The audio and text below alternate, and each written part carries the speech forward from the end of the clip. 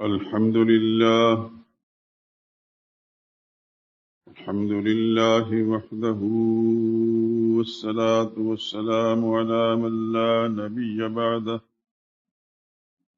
ولا رسول بعده ولا معصوم بعده. أما بعد، فإن خير الحديث كتاب الله، وخير الهدي هدي محمد صلى الله عليه وسلم، وشر الأمور محدثاتها، وكل محدثة بدعة، وكل بدعة ضلالة، وكل ضلالة في النار. أعوذ بالله من الشيطان الرجيم. بسم الله الرحمن الرحيم.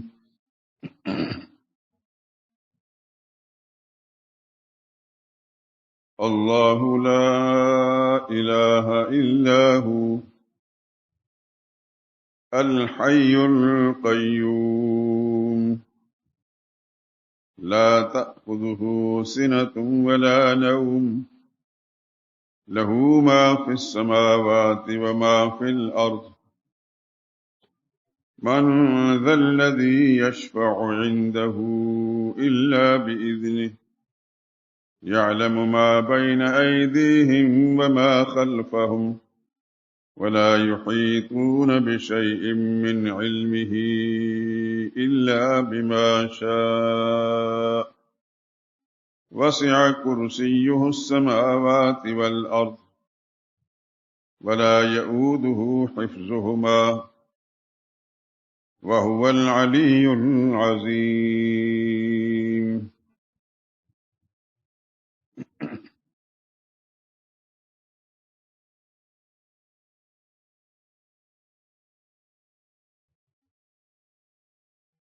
اللہ ہی الہ ہے، اور کوئی الہ نہیں۔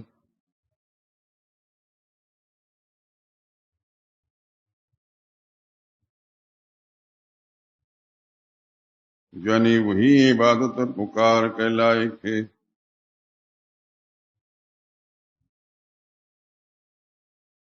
وہ زندہ ہے، ہمیشہ رہنے والا، سارے جہان کو سنبھالنے والا۔ اسے نہ اونگ آتی ہے نہ نیند۔ جو کچھ آسمانوں میں اور جو کچھ زمین میں ہے، سب اسی کا ہے۔ کون ہے کہ اس کی اجازت کے بغیر اس سے کسی کی سفارش کر سکے؟ جو کچھ لوگوں کے روبرو ہو رہا ہے اور جو کچھ ان کے پیچھے ہو چکا ہے، اسے سب معلوم ہے، اور وہ اس کی معلومات میں سے کسی چیز کا احاطہ نہیں کر سکتے۔ ہاں، جس قدر وہ چاہتا ہے اسی قدر معلوم کرا دیتا ہے۔ اس کی بادشاہت اور اس کا علم آسمان و زمین سب پر حاوی ہے، اور اسے ان کی حفاظت کچھ بھی دشوار نہیں۔ وہ بڑا عالی شان اور عظیم الشان ہے۔ سبحان ربک رب العزت عما یصفون، وسلام علی المرسلین، والحمد للہ رب العالمین۔ درود پاک پڑھ لیں۔ اللهم صل على محمد وعلى آل محمد، كما صليت على إبراهيم وعلى آل إبراهيم إنك حميد مجيد۔ اللهم بارك على محمد وعلى آل محمد، كما باركت على إبراهيم وعلى آل إبراهيم إنك حميد مجيد۔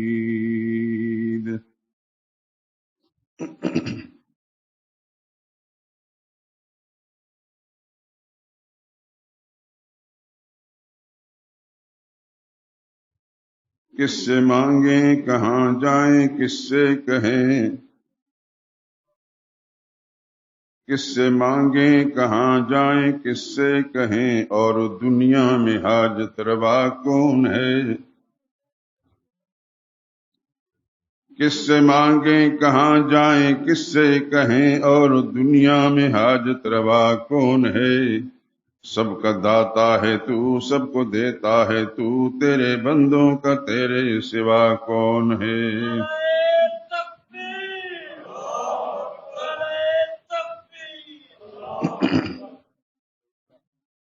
کون مقبول ہے کون مردود ہے بے خبر کیا خبر تجھ کو کیا کون ہے؟ جب تلیں گے عمل سب کے میزان پر تب کھلے گا کہ کوٹا کھرا کون ہے؟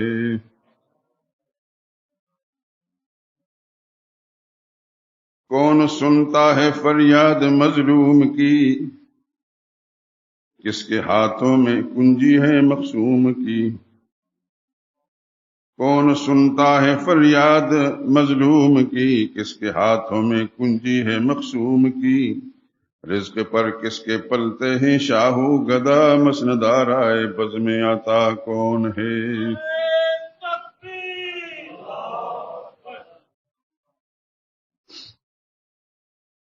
اولیاء تیرے محتاج اے رب کل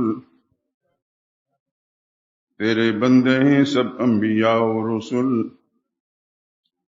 اولیاء تیرے محتاج اے رب کل تیرے بندے ہیں سب انبیاء و رسل ان کی عزت کا باعث نسبت تیری ان کی پہچان تیرے سوا کون ہے؟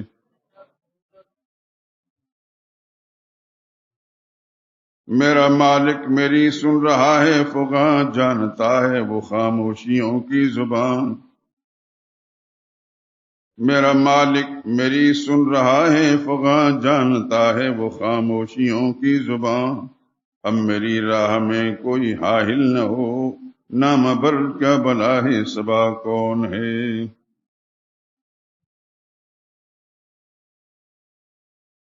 ہے خبر بھی وہی مبتدا بھی وہی نا خدا بھی وہی ہے خدا بھی وہی جو ہے سارے جہانوں میں جلوہ نما اس احد کے سوا دوسرا کون ہے؟ انبیاء اولیاء اہل بیت نبی تابعین و صحابہ پہ جب آبنی انبیاء اولیاء اہل بیت نبی تابعین و صحابہ پہ جب آبنی گر کے سجدے میں سب نے یہی عرض کی تو نہیں ہے تو مشکل کشا کون ہے؟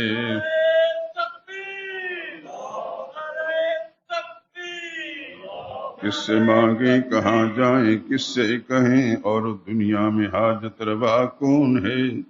سب کا داتا ہے تو سب کو دیتا ہے تو تیرے بندوں کا تیرے سوا کون ہے؟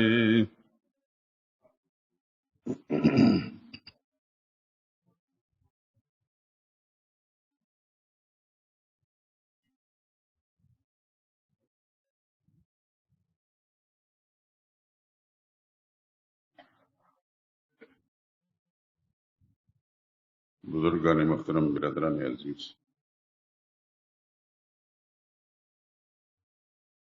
قرآن حکیم کی سب سے معروف اور مشہور آیت، سب سے زیادہ عظمت اور رتبے والی آیت، آپ جانتے ہیں کہ آیت الکرسی ہے۔ رمضان مبارک پہلے سے جب سے یہ مضمون دین کا بنیادی اور اساسی مسئلہ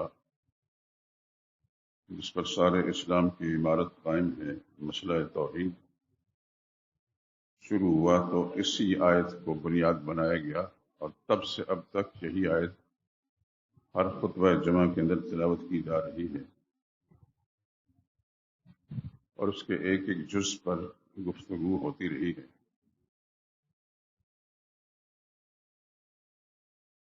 میں نے عرض کیا تھا کہ آیت کے 10 جملے ہیں۔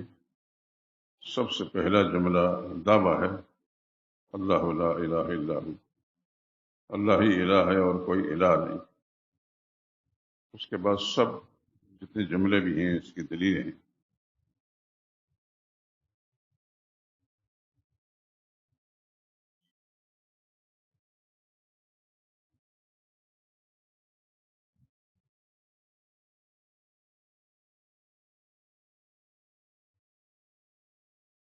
پچھلے جمعے میں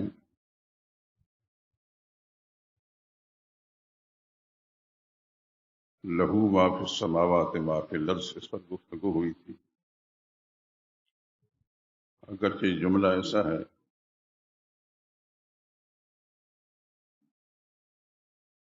اس پر ہفتوں نہیں مہینوں بھی گفتگو ہوتی رہی تو شاید حق ادا نہ ہو، لیکن مختصر سی بات میں نے کی تھی۔ میں چاہتا ہوں کہ ایک دفعہ اس کے ہر جملے پر تھوڑی سی گفتگو ہو جائے، اس کے بعد پھر اگر زندگی نے ساتھ دیا تو میدان کھلا ہے، گفتگو کریں گے۔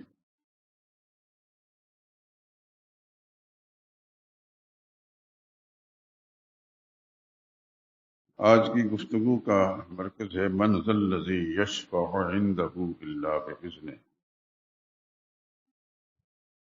کون ہے کہ اس کی اجازت بغیر اس سے کسی کی سفارش کر سکے؟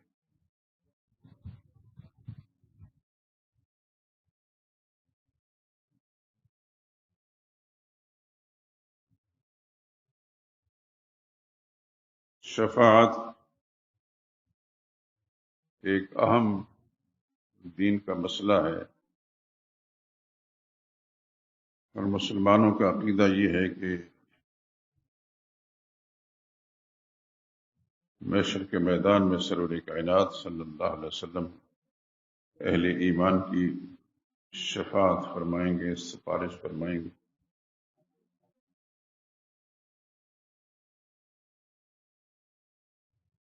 اور یہ جو جملہ ہے اللہ باذن، اس کی اذن کے بغیر، اس کی اجازت بغیر کسی کی سفارش کوئی نہیں کر سکتا، یہ ایک بڑی اہم بات ہے۔ انبیاء اکرام علیہ الصلوۃ والسلام اور سرور کائنات صلی اللہ علیہ وسلم بھی جو شفاعت فرمائیں گے وہ اللہ کے اذن سے کریں گے، اللہ کی اجازت کے ساتھ کریں گے۔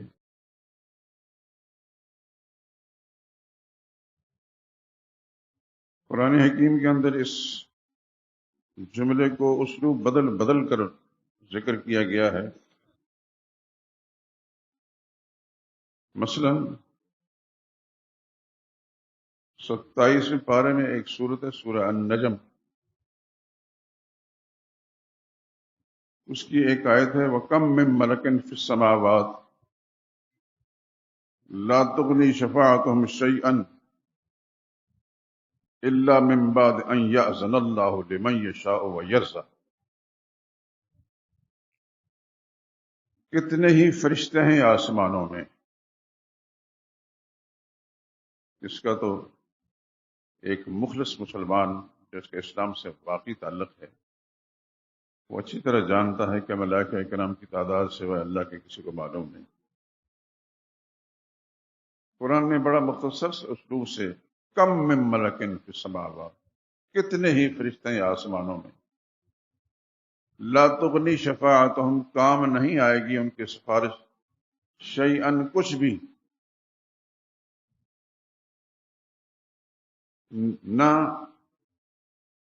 وہ کسی کی سفارش کریں گے اللہ کی اجازت کے بغیر، نہ کسی کام آئے گی، الا من بعد ان یأذن اللہ، جب تک اللہ تعالیٰ اذن، اجازت نہ دے دے، لمن یشاء، پھر اجازت بھی جس کے لیے چاہیں گے دیں گے، وہ یرضا، اور جس دیں گے اس کے لیے جس کو خدا پسند کریں گے۔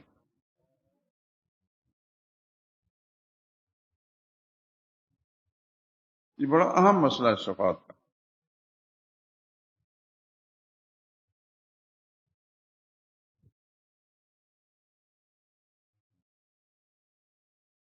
علماء امت نے بڑے عام سے انداز میں اس مسئلے کو اس طرح ذکر کیا ہے کہ شفاعت کی 3 قسمیں ہیں۔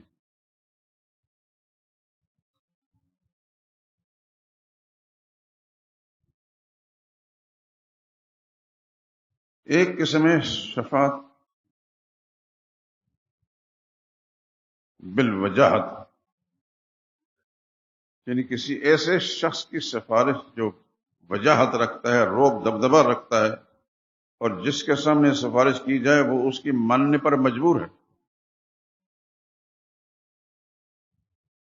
اس دنیا میں ایسا ہوتا ہے۔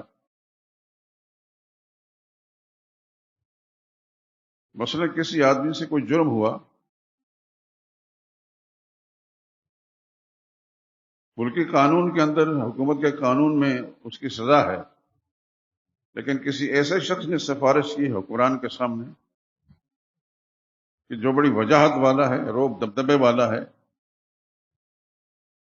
جس کی وجاہت کے سبب سے حکمران کو بات ماننی پڑتی ہے اور مان لی گئی، یہ ہے شفاعت بالوجاہت۔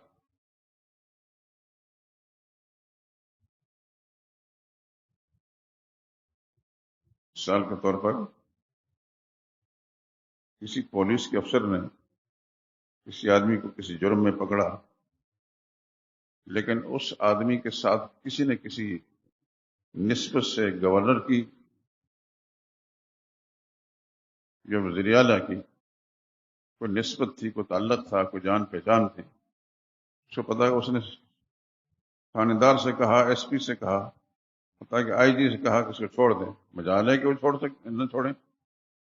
گورنر نے کہا ہے، وزیر اعلیٰ نے کہا، اس کو شفاعت بالوجاہت کہتے ہیں کہ اس کی وجاہت، اس کا دبدبہ، اس کا روب، اس کا رتبہ، مقام مجبور کر رہا ہے اس کو کہ اس کی بات مانی جائے۔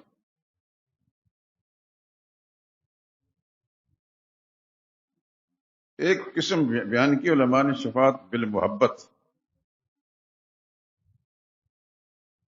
کسی آدمی نے کوئی جرم کیا اور ملکی قانون کے مطابق اس کی سزا تو لازمی تھی،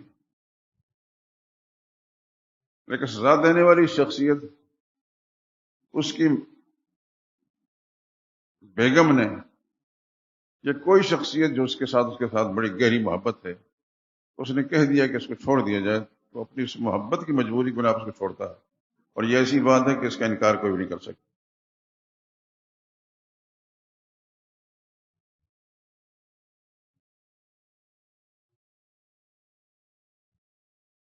کسی کے گھر کوئی ملازمہ کام کرتی ہو، اس سے کوئی غلطی ہو گئی، تو گھر کا مالک جو ہے اس کو نکالنے کے لیے تیار ہوا، لیکن اس کی بیگم صاحبہ نے کہا کہ اس کو چھوڑ دیں۔ کسی نے کسی اہمیت کی بنا پر کسی سبب سے بیگم نے سفارش کی، تو بیگم کی بات ماننی پڑتی، اللہ ماشاء اللہ، اور آپ حضرات جانتے ہیں اس بات کو۔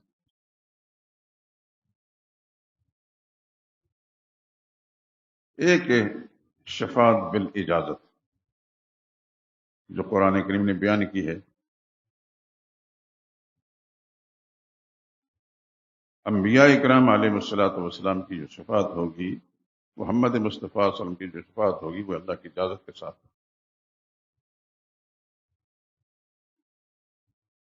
منشا الہی یہ ہوگا، مثال کا ایک آدمی نے جرم کیا ہے، لیکن وہ عادی مجرم نہیں ہے، ڈرتا ہی رہتا ہے، لیکن دائیں بائیں ہاتھ نہیں مارتا، وہ اللہ کی رحمت کی طرف امیدوار بنا، علم الہی میں یہ سب کچھ موجود ہے، تو منشا الہی یہ ہوگا کہ اس کو چھوڑ دیا جائے، لیکن اللہ تعالیٰ براہ راست اپنے قانون کو نہیں بدلیں گے، اپنے پیغمبر کو اشارہ کریں گے، اس کے بارے میں بول جائیں، اور نبی بولیں گے، اس کے اللہ تعالیٰ سفارش قبول ہو جائے گی۔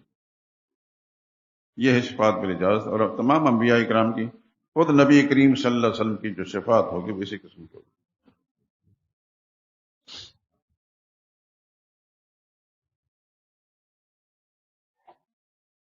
لیکن یہ بات مسلم ہے کہ اللہ کی اجازت کے بغیر کسی کی شفاعت نہیں ہو سکتی، نہ کوئی کر سکتا ہے۔ یہیں سے تو پتہ چلتا ہے کہ اللہ مرضی کا مالک ہے، وہ کسی کی ماننے پر مجبور نہیں ہے، سب اس کے سامنے مجبور ہیں، اللہ کسی کے ہم مجبور نہیں۔ کتنا بڑا بھی کوئی کیوں نہ ہو، خدا اس کے سامنے مجبور نہیں۔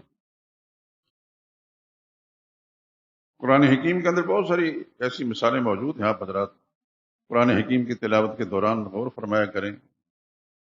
اللہ تعالیٰ ہر مسلمان کو قرآن کریم کے ساتھ صحیح وابستگی رکھنے، اس کی تلاوت کرنے، اس کے معنی مطالب پر غور کرنے کی توفیق عطا فرمائے۔ آپ جانتے ہیں کہ انبیاء اکرام علیہ الصلوۃ والسلام کے تذکرے قرآن حکیم کے اندر موجود ہیں۔ یہ بھی آپ جانتے ہیں کہ انبیاء سے بڑھ کر خدا کی مخلوق میں اللہ کے نزدیک کوئی پسندیدہ نہیں۔ ایک عظیم پیغمبر جس نے سب سے لمبا عرصہ اللہ کی توحید کا مسئلہ بیان کیا. آپ سمجھ گئے ہوں گے سیدنا نوح علیہ السلام، جن کے بارے میں اللہ نے قرآن کریم میں فرمایا فَلَبِثَ فِيهِمْ أَلْفَ سَنَةٍ، 1000 سال قوموں کے اندر رہے، الا 50 عام، 50 کم، یعنی 950 سال تک اللہ کے پیغمبر اللہ کے دین کی دعوت دیتے رہے. اور پھر دعوت ایسی نہیں کہ جمعے جمعے کو آ کر ممبر بیٹھ گیا میری طرح، رب انی دعوت قومی لیلا و نہارا، میرے داتا میں نے اپنی قوم کو دعوت دی راتوں کو بھی اور دن کو بھی. یہ بھی قرآن حکیم کے اندر آتا ہے کہ میں نے تنہائیوں کے اندر جا کر بھی ان کو سمجھایا، مجمعوں کے اندر بھی سمجھایا. فلم یزدہم دعائی اللہ فرارا، یہ اس نے بد نصیب ہیں کہ بھاگتے ہی رہے.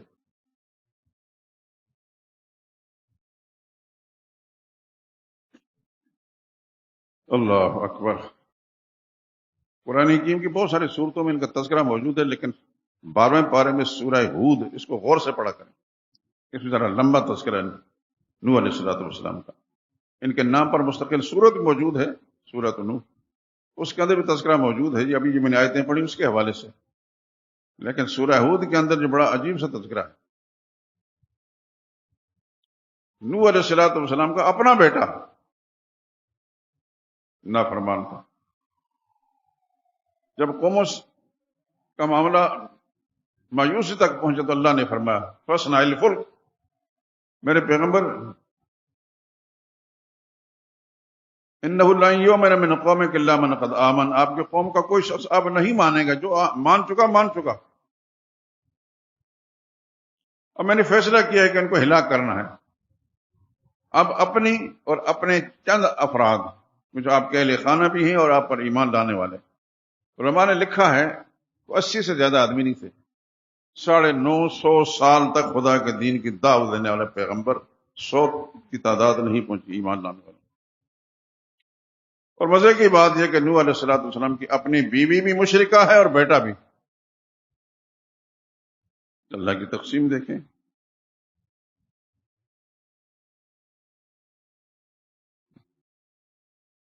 قرآن کہتا ہے کلما مر علیہ ملأ من قومی سخروا منہ، نوح علیہ السلام نے اللہ کے مطابق کشتی بنانی شروع کی کہ طوفان آنے والا ہے، سیلاب آنے والا ہے.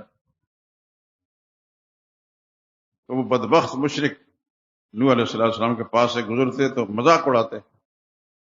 کل لیڈر بننے کے لیے آیا تھا، وہ بات نہیں بنی تو اب بڑھئی بن گیا.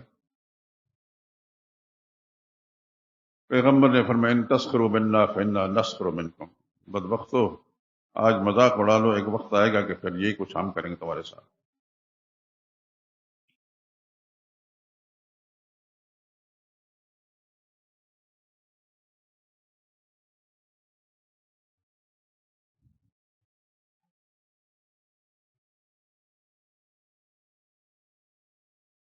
یہ باہر کس کو مارا ہے اس قادر نے؟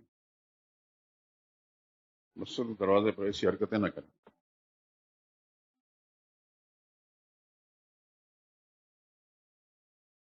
خیر توجہ میری طرف، بیٹھ جائیں آپ حضرات. ایک آدھ ساتھی سمجھانے کے لیے کافی ہے، سب کے باہر نکلنے کی ضرورت نہیں.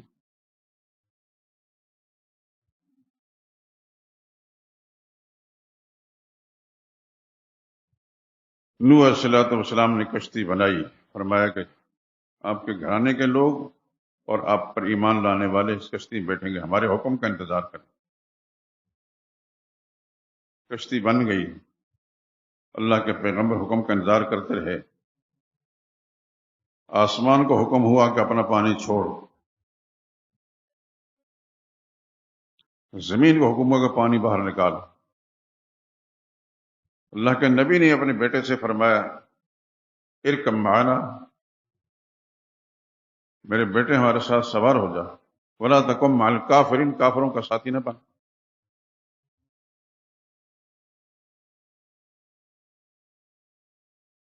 لیکن بد نصیب تو بد نصیب ہی ہوتا ہے، بدبخت مشرک کا دماغ خراب ہوتا ہے. اس کو پیغمبر باپ کی بات میں نہ سمجھ میں آئی، کہنے لگا سآوی الی جبل یعصمنی من الماء، ابا جان کس بات سے ڈراتے ہیں؟ یہ سیلاب تو آتے رہتے ہیں، وہ جو پہاڑ کی چوٹی ہے اس پر میں چڑھ جاؤں گا، وہاں تک کون سیلاب جاتا ہے؟ اللہ کے نبی نے فرمایا اللہ عاصم الیوم من امر اللہ، بدبخت یہ روایتی سیلاب نہیں، خدا کا عذاب ہے۔ آج خدا کے عذاب سے کوئی بچ نہیں سکتا، جس کو اللہ بچائیں گے وہی بچے گا۔ قصہ مختصر کہ اس نے بات نہیں سمجھی، نہیں مانی، اللہ فرماتے ہیں وحال بینہم الموج، اللہ کے طوفان کی ایک لہر آئی، فکان من المغرقین، بیٹا پیغمبر کی آنکھوں کے سامنے غرق ہو گیا۔ پدری شفقت نے جوش مارا، اللہ کے پیغمبر بولے بارگاہ الہی میں رب ان بنی من اہلی۔ یہ سارا قصہ میں اس وقت کے لیے آپ کو سنانا چاہتا ہوں، پیغمبر کی یہ سفارش ہے، رب ان بنی من اہلی، میرے داتا میرا بیٹا میرے گھرانے کا فرد ہے، وان وعدک الحق، تیرا وعدہ تھا کہ تیرے گھرانے کو بچاؤں گا میں، تیرا وعدہ سچا ہے۔ اللہ نے فرمایا یا نوح انہ لیس من اہلک، میرے پیغمبر میرے نوح، جس بیٹے کی سفارش آپ فرما رہے ہیں یہ آپ کے گھرانے کا فرد نے، ہم نے نام کاٹ دیا ہے، انہ عمل غیر صالح، یہ بڑا بد عمل ہے، فلا تسألنی ما لیس لک بہ علم، جس چیز کا آپ کو علم نہیں اس کے بارے میں سوال بھی مت کر، انی اعظک ان تکون من الجاہلین،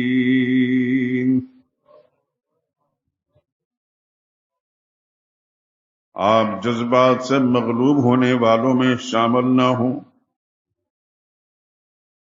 جاہلین کا لفظ میں نے جاہل نہیں فرق کیا، جذبات سے مغلوب ہونے والے لوگوں میں شامل نہ ہوں۔ اللہ کے پیغمبر کو بات سمجھ میں آ گئی، اللہ کے نبی نے بارگاہ الہی میں التجا کی یا اللہ میں معافی مانگتا ہوں، میں نے جو سوال کیا تھا وہ درست نہیں تھا، وَإِلَّا تَغْفِرْ لِي وَتَرْحَمْنِي، اللہ میرے اس قصور کو معاف نہ کیا، رحم نہ فرمایا، اکم من الخاسرین، میں نقصان اٹھانے والوں میں ہو جاؤں گا۔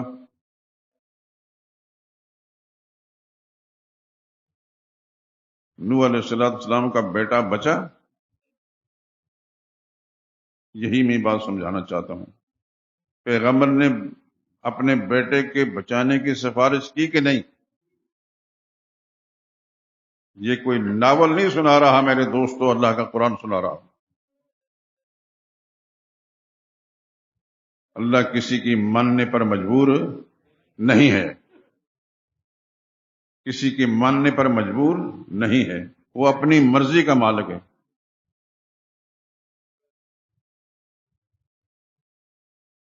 یفعل ما یرید یفعل اللہ ما یشاء، اللہ جو چاہتا ہے کرتا ہے، وہ کسی سے پوچھ کر نہیں کرتا۔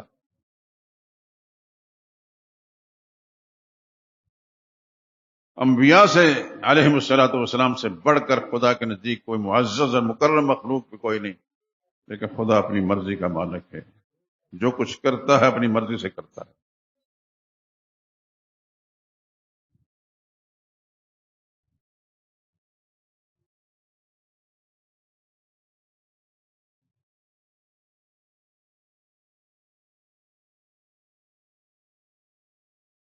سرور کائنات صلی اللہ علیہ وسلم، جانتے ہیں آپ کہ کتنی بڑی عظمت والی شخصیت ہے، اللہ کی ساری مخلوق میں، پوری کائنات انسانی میں سب سے بڑا رتبہ محمد مصطفیٰ صلی اللہ علیہ وسلم کا ہے۔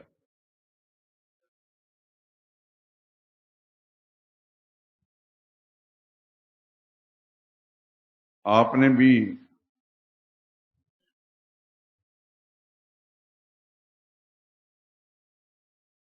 ایک آدمی کی سفارش کی تھی جنازہ پڑھا کر،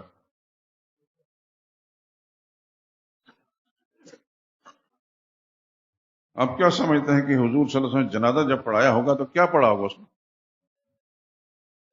تیسری تکبیر کے بعد ہمیں جو تعلیم ہے حضور صلی اللہ علیہ وسلم کی، اللہم اغفر لحینا و میتنا، کیا حضور صلی اللہ علیہ وسلم نے یہ جنازے میں نہیں پڑھا ہوگا؟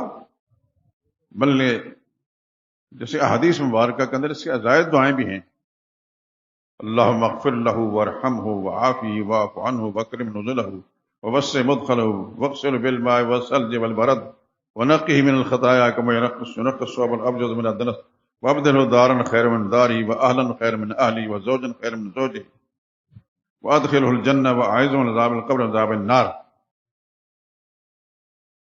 اس کے علاوہ بھی دعائیں موجود ہیں، لیکن مختصر دعا وہی ہے جو عام طور پر سکھائی جاتی، کتاب میں لکھی جاتی ہے کہ عوام الناس کو ساری باتیں یاد بھی نہیں ہوتی، یہی ہے کہ یاد ہو تو زہر قسمت۔ تو نبی کریم صلی اللہ علیہ وسلم نے عبداللہ بن ابی کی نماز جنازہ پڑھائی کہ نہیں پڑھائی؟ اس کا انکار تو نہیں نا؟ عبداللہ بن ابی کون تھا؟ ایک نام کا مسلمان تھا،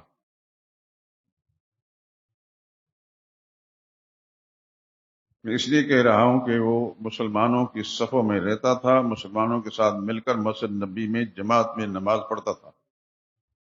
اندر کی کیفیت پوری تفصیل تو اللہ جانتا ہے، لیکن معروف یہ ہے کہ وہ کھوٹا تھا، نبی کریم صلی اللہ علیہ وسلم کی ذات اقدس کے لیے، اسلام کے لیے، مسلمانوں کے لیے مفید نہیں تھا۔ جب اس کی نماز جب وہ فوت ہوا تو رسول اللہ صلی اللہ علیہ وسلم کو اطلاع دی گئی، نبی کریم صلی اللہ علیہ وسلم نے حامی بھر لی کہ میں نماز جنازہ پڑھاؤں گا۔ کیوں؟ یہ یاد رکھیں، کلمے کا اعتبار کر کے عبداللہ بن ابی کلمہ پڑھتا تھا، عبداللہ بن ابی کلمہ پڑھتا تھا، کلمے کا اعتبار کر کے محمد مصطفیٰ صلی اللہ علیہ وسلم نے اس کی نماز جنازہ پڑھائی۔ سیدنا فاروق اعظم رضی اللہ تعالیٰ عنہ راستے میں حائل ہو گئے، نبی کریم صلی اللہ علیہ وسلم کے ساتھ کھڑے ہو کر آپ کا جبہ مبارک پکڑ کر کھڑے ہو گئے، یا رسول اللہ آپ نہیں جانتے کہ یہ کتنا بڑا اسلام کو اور آپ کا دشمن رہا ہے، اس کی نماز جنازہ پڑھاتے ہیں آپ؟ رسول اللہ نے فرمایا مجھے سب پتا ہے، لیکن میرے اللہ نے منع تو نہیں کیا۔ یہ فرمایا استغفر لہم او لا تستغفر لہم، بخشش مانگیں یا نہ مانگیں، ان تستغفر لہم 70 مرتن، 70 مرتبہ بھی ان کے لیے بخشش مانگے، فلن یغفر اللہ، اللہ معاف نہیں کرے، مجھے اگر اللہ اجازت میں 70 مرتبہ سے زیادہ اس کے لیے بخشش مانگوں گا شاید کہ وہ بخشش کرے۔ اس سے اندازہ فرما لیں کہ رسول اللہ صلی اللہ علیہ وسلم، اللہ اکبر، اللہ پاک نے کتنی بڑی عظمت عطا فرمائی تھی، یہ جانتے ہوئے کہ رسول اللہ صلی اللہ علیہ وسلم کا وہ بدترین دشمن ہے، اللہ کے پیغمبر اس کے لیے کس قدر ہمدردی کے جذبات رکھتے ہیں کہ مجھے اللہ اجازت دیں گے تو 70 مرتبہ سے زیادہ اس کے لیے بخشش مانگو کہ شاید اس کی مغفرت ہو جائے۔ رسول اللہ صلی اللہ علیہ وسلم نے نماز جنازہ پڑھائی، بلکہ ان کے بیٹے نے رسول اللہ صلی اللہ علیہ وسلم سے ان کا کرتا مبارک بھی مانگا، اور وہ کرتا بھی حضور صلی اللہ علیہ وسلم دے دیا، اس کو پہنا دیا گیا بطور تبرک کے۔ یہ سب کچھ ہوا، جو ہی نماز جنازہ مکمل ہو گئی، اللہ کی وحی آ گئی، وَلَا تُصَلِّ عَلَىٰ أَحَدٍ مِّنْهُمْ مَاتَ وَلَا تَقُمْ عَلَىٰ قَبْرِهِ، میرے پیغمبر ان لوگوں میں سے، ان دوغلے لوگوں میں سے کوئی مر جائے تو اس کی نماز جنازہ بھی نہیں پڑھنی، وَلَا تَقُمْ عَلَىٰ قَبْرِهِ، قبر پر کھڑے ہو کر دعا بھی نہیں کرنی۔ دو ہی طریقے ہوتے ہیں کسی مسلمان کے لیے، یا اس کی نماز جنازہ ہے یا قبر کھڑے ہو دعا مانگنی ہے۔ جو مفید چیزیں تھیں دونوں سے اللہ نے اپنے پیغمبر کو منع فرما دیا۔ اب سوچتے ہوں گے کہ یہی اللہ کی وحی جو میں نے ابھی آیت پڑھی ہے، جنازہ پڑھانے سے پہلے نہیں آ سکتی تھی؟ میرا رب نہیں بھیج سکتا تھا؟ یا نماز جنازہ کے دوران نہیں؟ اللہ اپنی حکمتوں کو جانتے ہیں، اور اللہ نے اپنے پیغمبر کو جو فراست عطا فرمائی وہ جانتے ہیں۔ نبی کریم صلی اللہ علیہ وسلم کی یہ مہربانی، اس کا فائدہ یہ ہوا کہ کئی سو، بعض نے کئی ہزار کہتے ہیں، لوگ مسلمان ہو گئے حضور صلی اللہ علیہ وسلم نے اخلاقیات کو دیکھ کر۔ اس کے لیے تو مفید نہیں ہوا، لیکن جو لوگ اس انتظار میں بیٹھے تھے اللہ پاک نے ان کو ہدایت سے نواز دیا۔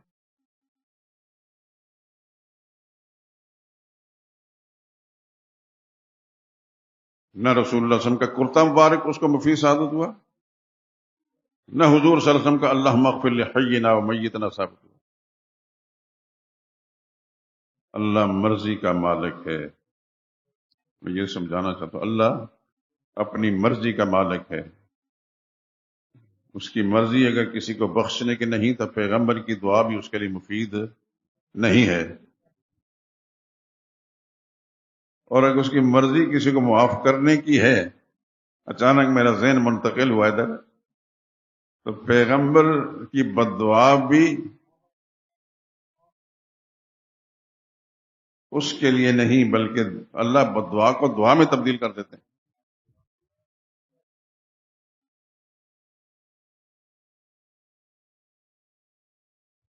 غالباً غزوہ احد ہے، 3 آدمیوں کا نام لے کر بخاری شریف میں، مسلم شریف میں نام ہے، رسول اللہ صلی اللہ علیہ وسلم نے بد دعا فرمائی۔ صفوان بن امیہ، سہیل بن عمرو اور حارث بن ہشام، ان سے حضور صلی اللہ علیہ وسلم کو زیادہ تکلیف پہنچی تھی، نام لے کر رسول اللہ صلی اللہ علیہ وسلم نے بد دعا فرمائی۔ اللہ اکبر، اللہ اکبر، خدا کی قسم جب اس ساری چیز کا دیکھتے ہیں تو لرز اٹھتے ہیں، یا اللہ تو اپنی مرضی کا مالک ہے۔ امام الانبیاء صلی اللہ علیہ وسلم کو جس شخص کی وجہ سے تکلیف پہنچی، حضور صلی اللہ علیہ وسلم ویسے کسی لیے بدعا نہیں فرماتے تھے، تکلیف پہنچی تو حضور نے بدعا فرمائی، لیکن اس وقت میرے مالک کی مرضی نہیں تھی کہ نہیں ان کو میں نے معاف کرنا ہے۔ قرآن کریم کے اندر آتا ہے لیس لک من الامر شیء،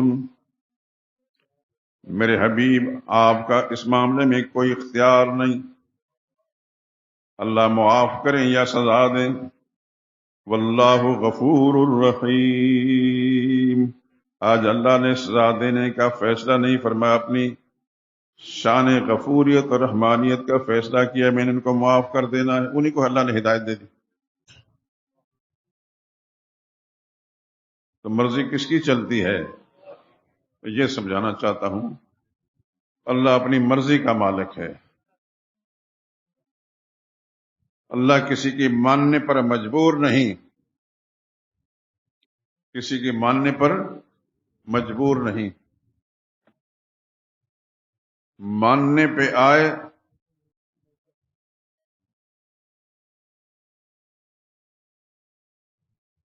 اللہ اکبر۔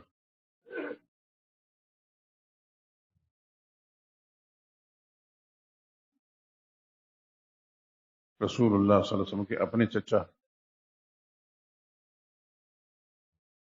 آپ جانتے ہیں، بلکہ آپ کو بچپن سے شاید اسکولوں کالجوں میں یہی کچھ پڑھایا گیا ہوگا۔ اللہ اکبر، یہ بات میں اس لیے کر رہا ہوں کہ میرے چھوٹے چھوٹے بچے جب اسکول میں پڑھتے تھے تو ان کی کتابیں اسلامیات کے موضوع پر میں وقتاً فوقتاً دیکھتا تھا کہ ان میں کیا ہے، کیا پڑھاتے ہیں۔ سوال جواب ہو رہا ہے کہ حضور صلی اللہ علیہ وسلم کے چچا کا نام بتائیں، حضرت ابو طالب علیہ السلام۔ سن رہے ہیں میری بات کو؟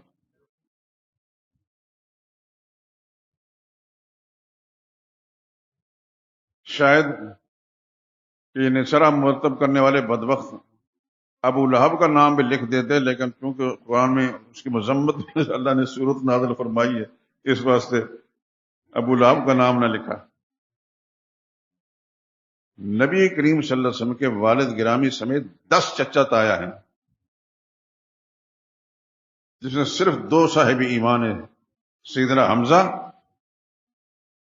جو سید الشہداء بھی ہیں اور شیر خدا بھی ہیں۔ میری بات کو دھیان سے سنیں اور ذہن میں بٹھا لیں، میں کسی خاص جذبے کے ساتھ بات کر رہا ہوں۔ سیدنا حمزہ رضی اللہ تعالی، یہ حضور صلی اللہ علیہ وسلم کے ساتھ کوئی 1 سال کی عمر کا فرق ہے، شاید وہ 1 سال حضور صلی اللہ علیہ وسلم بڑے تھے۔ سیدنا حمزہ رضی اللہ تعالیٰ عنہ، جن کو حضور صلی اللہ علیہ وسلم فرمایا اسد اللہ بھی فرمایا، اللہ کا شیر ہے، اور جن کو حضور صلی اللہ علیہ وسلم سید الشہداء فرمایا، یہ شہیدوں کا سردار ہے۔ 2 لفظ رسول اللہ صلی اللہ علیہ وسلم سیدنا حمزہ کے لیے فرمائے ہیں۔ یہ صاحب ایمان ہیں. اور دوسرے ہیں سیدنا عباس رضی اللہ تعالیٰ عنہ.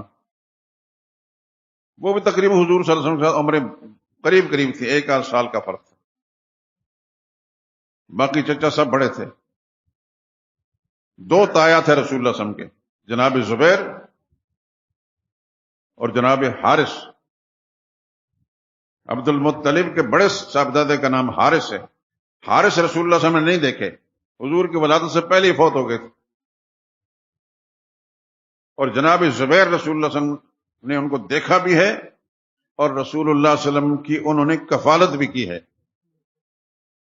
میں نے اس پر ایک رسالہ لکھا ہے، انشاءاللہ آپ دعا کریں کہ جلدی جلدی دوسرے بہت سارے کام ہیں مکمل ہوں تو رسالہ بھی آپ کے سامنے آ جائے گا، دلائل کے ساتھ. یہ نہیں کہ اوٹ پٹانگ، دلائل کے ساتھ حقائق پیش کیے ہیں کہ حضور صلی اللہ علیہ وسلم کے کفیل، کفالت کرنے والے جناب زبیر تھے،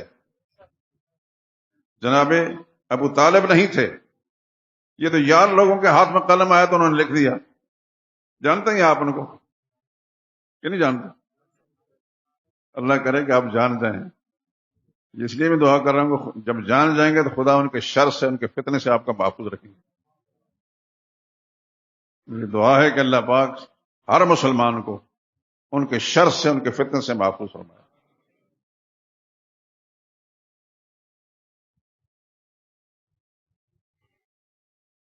تو رسول اللہ صلی اللہ علیہ وسلم کے 2 تایا تھے، جناب زبیر اور حارث. حارث تو حضور نے دیکھے ہی نہیں، پہلے فوت ہو گئے تھے. زبیر کو دیکھا بھی ہے، رسول اللہ صلی اللہ علیہ وسلم کی انہوں نے کفالت کی ہے. جو جناب عبداللہ سے بڑے تھے، باقی جناب عبداللہ سے سب چھوٹے تھے. ابو طالب بھی چھوٹے تھے، ابو لہب بھی چھوٹے تھے، اور جتنے لوگ تھے وہ سب چھوٹے تھے. لیکن ان سب چچا تایا میں سے صرف 2 صاحب ایمان تھے، سیدنا حمزہ رضی اللہ تعالیٰ عنہ. سیدنا حمزہ کے میں نے 2 صفات بیان کی تھی، یاد ہے؟ اسد اللہ، اللہ کا شیر، شیر خدا. حضور نے کس کو فرمایا؟ سیدنا حمزہ کو. یاد رکھیں، شیر خدا کون تھے؟ حضرت حمزہ تھے. اور سید الشہداء کون تھے؟ حضرت حمزہ تھے رضی اللہ تعالیٰ عنہ. یار لوگوں کے ہاتھ میں قلم آیا تو کہیں سے کہیں پہنچ گئے. پتا ہے آپ کو؟ نہیں پتا. اللہ کرے کہ پتا ہو، اللہ کرے کہ پتا ہو آپ کو ہر چیز کا صحیح اور غیر صحیح کا فرق معلوم ہو.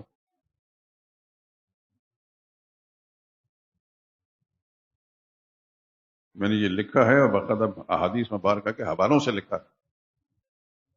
الحمدللہ العظیم ان کے حوالوں سے لکھا ہے، لیکن ساری چیزیں بیک وقت وجود میں نہیں آتی. دعا کریں کہ ازواج مطہرات کا تذکرہ جلدی مکمل ہو جائے. آج کل نظر ثانی کر رہا ہوں، مکمل ہو جائے اور چھپ جائے، ایک دفعہ آپ کے سامنے آ جائے تو پھر اگلے کام ہیں.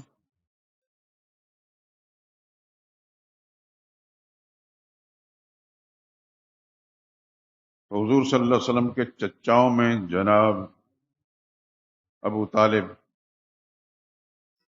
یہ ایمان لائے ہیں. لیکن آپ کے اسکول اور کالج کتابوں کے اندر باقاعدہ بچوں کو یہ پڑھایا جاتا ہے. حضور کے چچاؤں کا نام بتائیں، یہ چچا کون تھے؟ چچاؤں کے نہیں بلکہ چچا کون تھے؟ تو حضرت ابو طالب علیہ السلام. حضرت ابو طالب علیہ السلام. ایک دفعہ میں نے اپنے جو بچہ پڑھ رہا تھا، میں نے پیغام بھیجا کہ یہ غلط ہے. تو کوئی خاتون پڑھانے والی تھی، جاہل ہوتی ہیں، ان پڑھ، کہتے ہمیں تو یہی کچھ آتا ہے، ہم تو یہی کچھ پڑھائیں. کس وقت مسلمانوں کے بچوں کو کیا تعلیم دی جاتی ہے کچھ پتہ نہیں. ماں باپ ان کو بستہ گلے میں ڈال کر بھیج دیتے ہیں اسکولوں کالجوں کے اندر. کیا پڑھاتے ہیں کیا نہیں پڑھاتے، ان کی بلا سے وہ تو اپنا کاروبار کریں گے. میرے دوستوں فکر کیا کریں اپنے بچوں کی دینی تعلیم کی بھی، کہ آپ کے اسکولوں کالجوں میں بچوں کو کیا پڑھایا جاتا ہے. میں 18 سال سینٹرل ماڈل اسکول میں نے پڑھایا ہے. یہ آپ کا پاکستان کا سب سے بڑا نامی گرامی اسکول، جس میں 10,000 طالب علم تھے، 200 استاد تھے. میں بہت کچھ جانتا ہوں اس سلسلے میں. اور میں نے قبل از وقت ریٹائرمنٹ لی اس لیے تھی کہ وہاں میرا طبیعت نہیں لگتی تھی. میں کیا غلط چیزیں پڑھاؤں؟ میں نے اپنی پینشن چھوڑ دی، سب کچھ چھوڑ دیا، قبل از وقت ریٹائرمنٹ لے لی، میرا دل نہیں کرتا تھا۔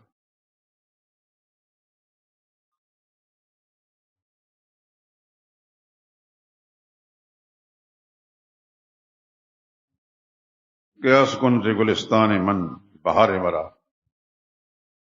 ہمارے اس پاکستان میں جو اسلام کے نام پر بنایا گیا پاکستان، اس کے اندر ابھی حال میں دکھ کے ساتھ یہ بات کہنی پڑتی ہے، آپ حضرات جانتے ہوں گے کیونکہ سوشل میڈیا کو آپ استعمال زیادہ کرتے ہیں۔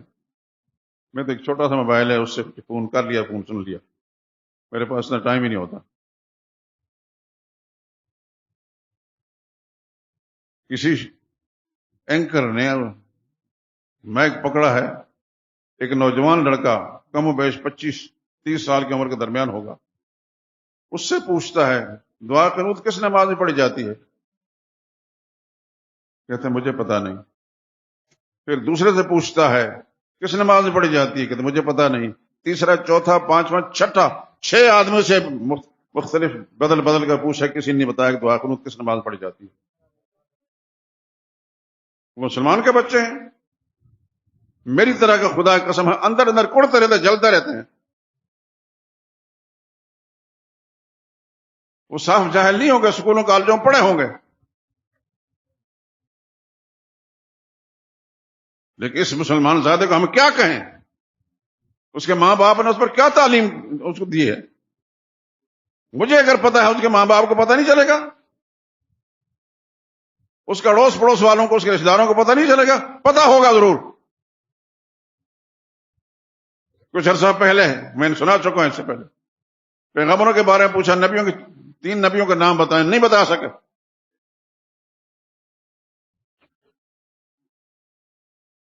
یہ سال پہلے سے شاید زیادہ عرصہ ہو گیا۔ پھر کہ چند صحابہ کے نام بتائیں، صحابہ کے نام نہیں بتائے۔ جوان لڑکے ہیں مسلمان زادے، کسی عیسائی سے نہیں پوچھا تھا، مسلمان کے بیٹے سے پوچھا تھا، نہیں بتایا۔ آخر میں ایک صحابی کا نام بتایا، اور وہ ہے طارق جمیل۔ میں اس پر تبصرہ نہیں کرنا چاہتا۔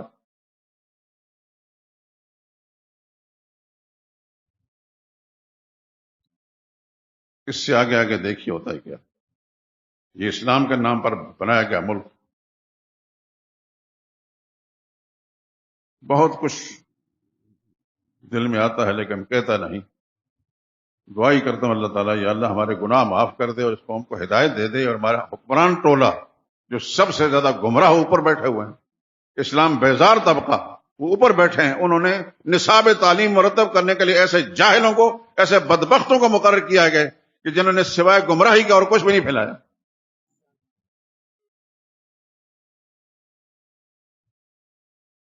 یاد ہوگا آپ کو کچھ عرصہ پہلے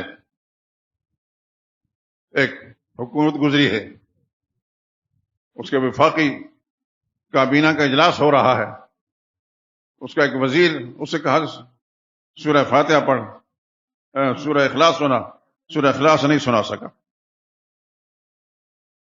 پھر اس کے بعد دوسری حکومت آئی، اس کا بھی ایک وزیر، وہ بھی سورہ اخلاص نہیں سنا سکا۔ کیا یہ چیزیں جو ہمیں پتہ چلتا ہے، یہ میڈیا کے ذریعے پوری دنیا میں نہیں پتہ چلتا ہوگا؟ آپ کا پڑوسی ملک ہندوستان جو آپ کا دشمن ہے، اس کو پتہ نہیں چلتا ہوگا، اور وہ خوش نہیں ہوتا کہ اسلام کے نام پر بنائے ملک کے اندر کوئی مسلمان نہیں۔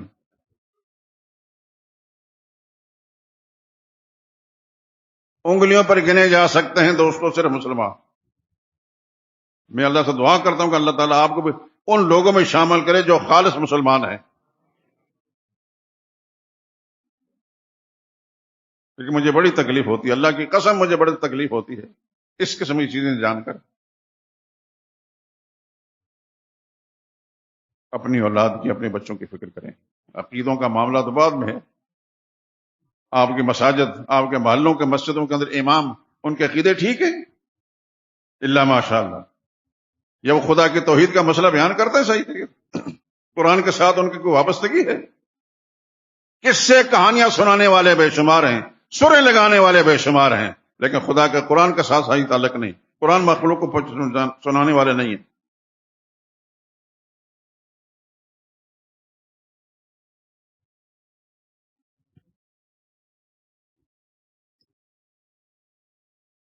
بات عرض کر رہا تھا کہ اللہ اپنی مرضی کا مالک ہے، وہ کسی کا محتاج نہیں، کسی کے ماننے پر مجبور نہیں. نبی کریم صلی اللہ علیہ وسلم نے ابو طالب کے بارے میں کوشش کی کہ یہ کلمہ پڑھ لے. آپ کو تو یہ بتایا گیا نا کہ حضرت ابو طالب علیہ السلام، لیکن حقائق کیا ہیں کہ وہ ایمان نہیں لائے تھے. قریب المرگ رسول اللہ صلی اللہ علیہ وسلم اس کے پاس پہنچے، فرمایا چچا اب بھی وقت ہے کلمہ پڑھنے میں، خدا کے سامنے گواہ بن جاؤں. اس وقت ابو جہل بھی پاس بیٹھا تھا اور ابو طالب کے ایک بھانجا بھی پاس بیٹھا تھا. وہ کوشش کر رہے تھے کلمہ نہ پڑھیں. نبی کریم صلی اللہ علیہ وسلم کو فرماتے کلمہ پڑھ لیں. چنانچہ حضور صلی اللہ علیہ وسلم کی کوشش کامیاب نہیں ہوئی. اس وقت ابو طالب نے آخر وقت کا اعلیٰ ملت عبد المطلب، میں عبد المطلب کے دین پر جا رہا ہوں، محمد مصطفیٰ صلی اللہ علیہ وسلم کے کلمے پڑھنے. حضور صلی اللہ علیہ وسلم افسردگی کے حال میں واپس لوٹ آئے. تشریف فرما تھے گھر کے، حضرت علی آ گئے ابو طالب کے بیٹے. انہوں نے آ کر حضور صلی اللہ علیہ وسلم کو اپنے طور پر اطلاع دی. شاید ان کے خیال میں ہوگا کہ حضور کو پتہ نہیں چلا. ہماری حدیث کی کتاب ابو داؤد شریف کے اندر یہ الفاظ موجود ہیں، میں جو آپ کو سنا رہا ہوں. یا رسول اللہ ان عمک الشیخ الضال قد مات، کہ اللہ کے پیغمبر آپ کا چچا جو بوڑھا تھا اور گمراہ تھا وہ فوت ہو گیا. کون کہہ رہا ہے؟ ہاں؟ سیدنا علی رضی اللہ عنہ کا بیٹا. لیکن ایمان ایمان ہے، بیٹا ہونا الگ بات ہے، لیکن اسلام اور ایمان پر سمجھوتا نہیں کرتے تھے. ان عمک الشیخ الضال قد مات، آپ کا چچا جو بوڑھا بھی تھا اور گمراہ تھا فوت ہو گیا. نبی کریم صلی اللہ علیہ وسلم فرمایا مجھے پتا ہے. حضور نے فرمایا اذهب فوارے، جاؤ سپرد خاک کر کے آ جاؤ. اگر اس کے اندر ایمان ہوتا، ایمان پر مرا تھا، رسول اللہ اس کی نماز جنازہ نہ پڑھتے. کلمے کا اعتبار کر کے عبداللہ بن ابی کی نماز جنازہ حضور نے پڑھائی کہ نہیں پڑھائی؟ لیکن انہوں نے کلمہ بھی نہیں پڑھا، اس لیے رسول اللہ صلی اللہ علیہ وسلم کی نماز جنازہ کے لیے نہیں گئے. نہ گئے ہیں، نہ حضرت علی کو فرمایا کہ جا کر تم نماز جنازہ پڑھو. اتنا فرمایا اذهب فوارے، سپرد خاک کراؤ. اور فرمایا اور کسی سے بات نہ کرنا، واپس میرے پاس آؤ. واپس تشریف لائے، فرمایا جاؤ غسل کر لو. علماء نے اس سے مسئلہ لکھا ہے کہ کسی غیر مسلم کی تدفین میں اگر کوئی آدمی شریک ہو اس کو غسل کر لینا چاہیے.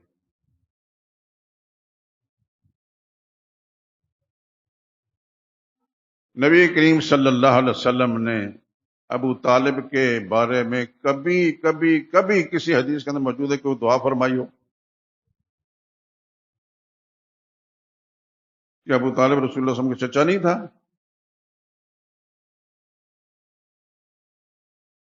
رشتوں کا اعتبار نہیں، ایمان کا اعتبار ہے. عقیدہ اہم ہے، عقیدہ اہم چیز ہے، رشتے نہیں.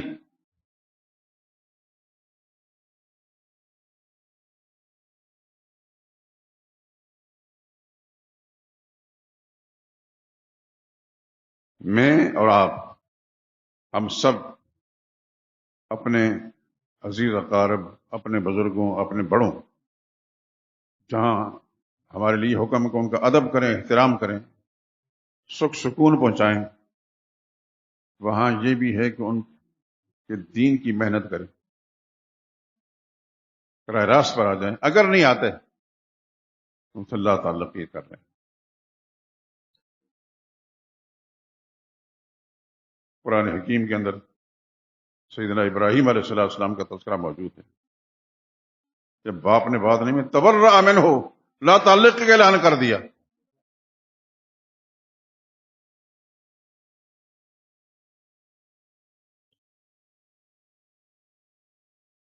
یہی قانون میرے لیے اور آپ کے لیے، کیونکہ ایک وقت آنکھ بند ہوگی ہم سب کی، ہم اکیلے ہی جائیں گے اپنی قبر کے اندر،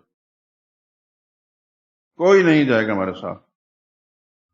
وہ قبر کے اندھیری میں کوٹڑی پہنچا کر پھر اس میں لائٹ بھی نہیں جلے گی. اگر ہمارا ایمان اور عقیدہ ٹھیک ہوگا تو خدا اس کو روشن کر دیں گے، نہیں تو قیامت کے دن تک وہ اندھیرا ہی رہے گا.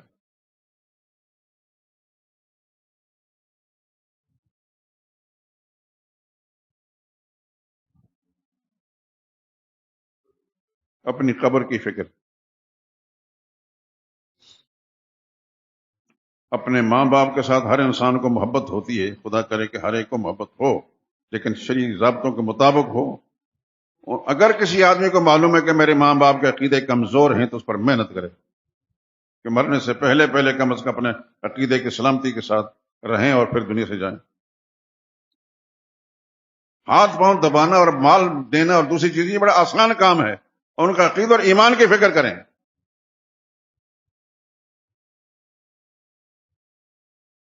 میرے پاس ایک نوجوان آیا یہیں، اب کافی عرصہ مجھے ملتا نہیں، شاید ملک سے باہر چلا گیا، بڑی خوبصورت داڑھی رکھی، ہماری مدرسہ میں بیٹھ کر تو رو رہا تھا میرے پاس بیٹھ کر۔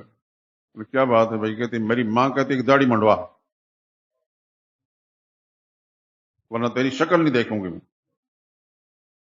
بہنوں کو میں ساتھ ملا لیا، وہ بڑا پریشان میرے پاس آیا۔ میں نے اسے کہا بیٹا تو نے داڑھی نبی کریم صلی اللہ علیہ وسلم کی سنت سمجھ کر رکھی ہے یا کچھ اور؟ کہنے میں نے آپ سے یہ سنا تھا کہ رسول اللہ صلی اللہ علیہ وسلم کی سنت ہے، یہ آپ کا طریقہ مبارکہ ہے۔ میں نے کہا آپ کی امی اس کا رتبہ بڑا ہے یا محمد مصطفیٰ صلی اللہ علیہ وسلم کا؟ اتنی بات میں نے کہی تو جھٹکا سا لگا اس نوجوان کو، اس طرح سر ہلا کر کہنے لگے اب بات سمجھ میں آ گئی، الحمدللہ کہ میرے محمد صلی اللہ علیہ وسلم کا جو مقام ہے وہ سب سے اونچا ہے، یہ مقام نہ میری امی کا ہے نہ کسی اور کا۔ اور نے کہا کچھ بھی ہو جائے میں داڑھی نہیں منڈواؤں گا۔ ناراضگی معاف، سب نوجوان جن کی داڑیاں نہیں ہیں یا دھیڑ عمر ساتھی ہیں، بزرگ ہیں، میرے دل میں آپ کا بڑا احترام ہے، خدا کی قسم بڑا احترام ہے۔ احترام وہی مانے کہ آپ دوسری جگہوں چھوڑ کر یہاں تشریف لاتے ہیں، میری ٹوٹے پھوٹے الفاظ کو سنتے ہیں، امید ہے کہ ان پر آپ کے عقیدے بھی ہوں گے۔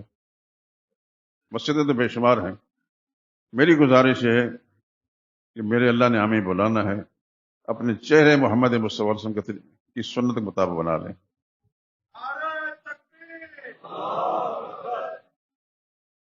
ہو سکتا ہے کہ گھر کے افراد، بیگم صاحبہ، بچے، عزیز اقارب کہیں کہ یہ کیا بنا دیا آپ نے، کچھ پرواہ نہ کریں، یہ دیکھیں کہ میرا محمد صلی اللہ علیہ وسلم مجھے کس نظر سے دیکھے گا۔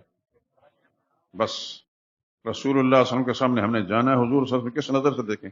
ایک نظر ہے ان انسانوں کی، بہن بھائی ہیں، ماں باپ ہیں، ایک نظر ہے محمد مصطفیٰ صلی اللہ علیہ وسلم کی، ان دونوں نظروں کا فرق کر کے آپ اس کو ترجیح دیں جس کو اچھا سمجھتے ہیں آپ۔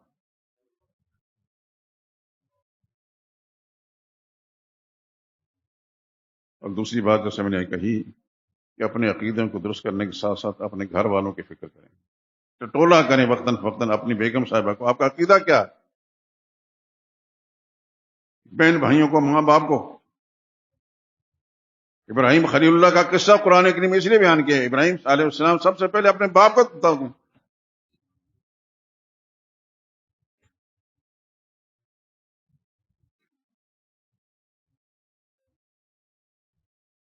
باپ کو بڑے خوبصورت انداز سے ابراہیم خلیل اللہ نے دعوت دی۔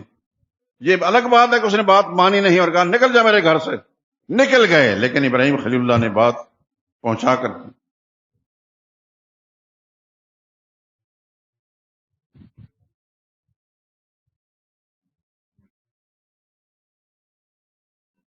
اس لیے اپنے والدین اگر حیات ہیں بڑی بات ہے، ان کی خدمت بھی کریں، لیکن سب سے بڑی خدمت یہ ہے کہ ان کے عقیدے ٹھیک کریں۔ اگر آ سکتے ہیں تو میرے پاس لائیں، میں اپنا سونا چھوڑ کر، آرام چھوڑ کر ان کے سامنے مسئلہ بیان کروں گا، یہ میری ذمہ داری میں شامل ہے، لیکن آپ کی ذمہ داری میں بھی شامل ہے کہ آپ ان کی فکر کریں۔ انشاءاللہ العزیز پھر خدا کے سامنے جائیں گے، سرخرو ہو کر جائیں گے، کوئی شرمندگی نہیں ہوگی۔